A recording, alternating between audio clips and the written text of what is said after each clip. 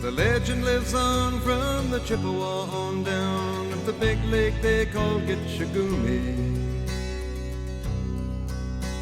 The lake, it is said, never gives up her dead when the skies of November turn gloomy.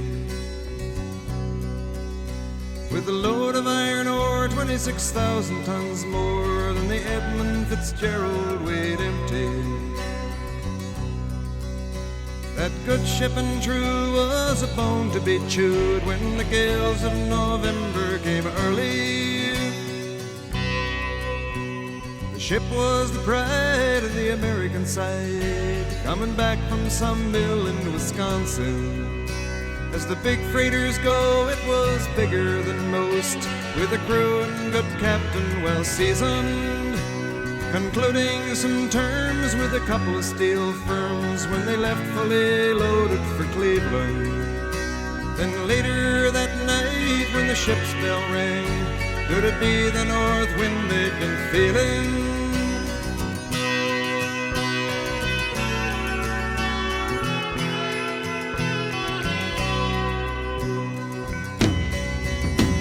The wind in the wires made a tattletale sound, and the wave broke over the railing.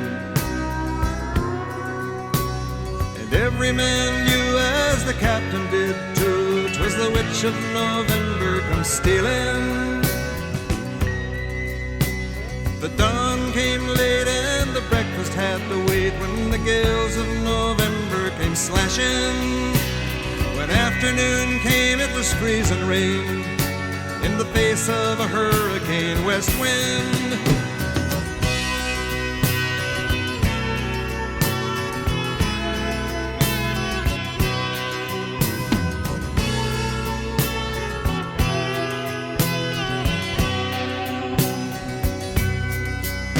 When supper time came, the old cook came on deck saying, "Fellas, it's too rough to feed you."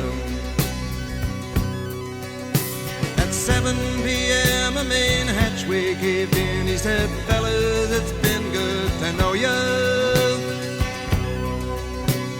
The captain wired in, he had water coming in, and the good ship and crew was in peril.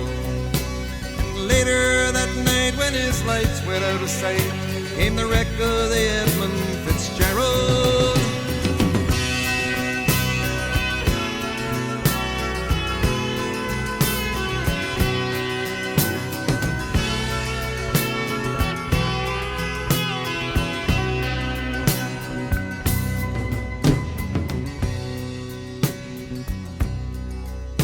Does anyone know where the love of God goes when the waves turn the minutes to hours?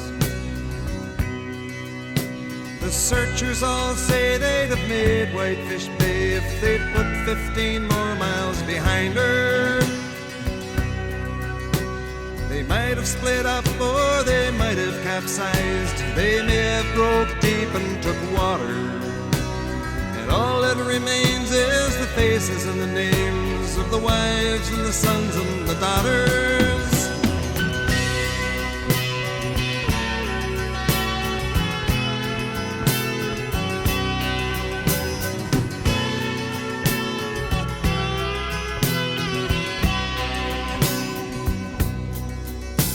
Lake Huron rolls, Superior sings in the rooms of her ice-water mansion. Old Michigan steams like a young man's dreams. The islands and bays are for sportsmen.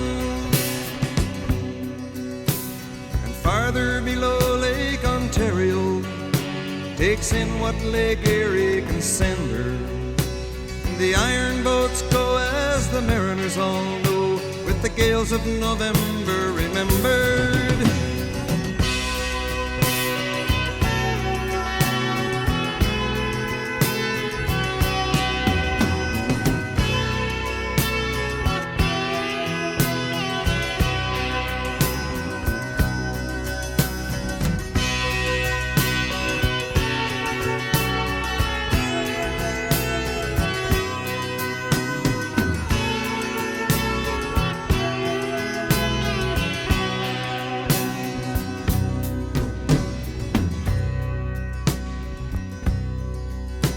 In a musty old hall in Detroit they prayed in the Maritime Sailors Cathedral.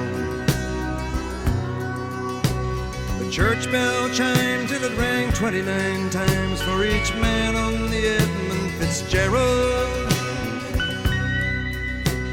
The legend lives on from the Chippewa on down of the big lake they call Gitchagumi.